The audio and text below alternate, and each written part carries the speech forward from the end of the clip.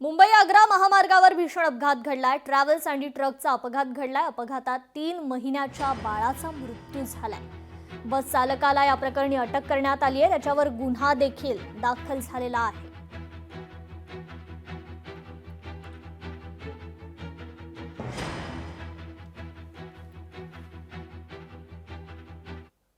तर पुण्यात 2 भाजप नगरसेविकांच्या कार्यकर्त्यांमध्ये हाणामारी झाली आहे।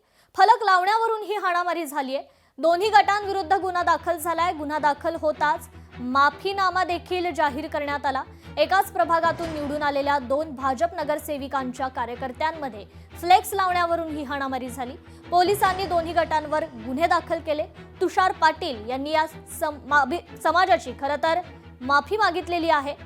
मोठ्या संख्येने समाजातील लोक खडक पोलीस स्टेशनला दाखल झाले होते। बापू कांबळे यांनी समाजातील लोकांना खरतर शांत राहण्याचं हे आवाहन केलं।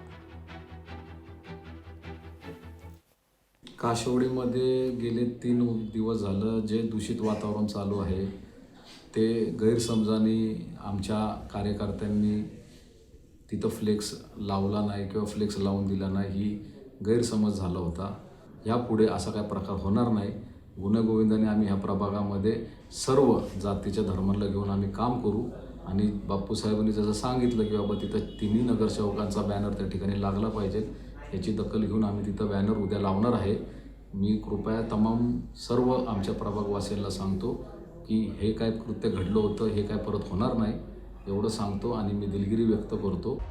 प्रभाग क्रमांक 22 मधून माझी मुलगी मुरनाल बापू कांबळे ही विजयी झाली।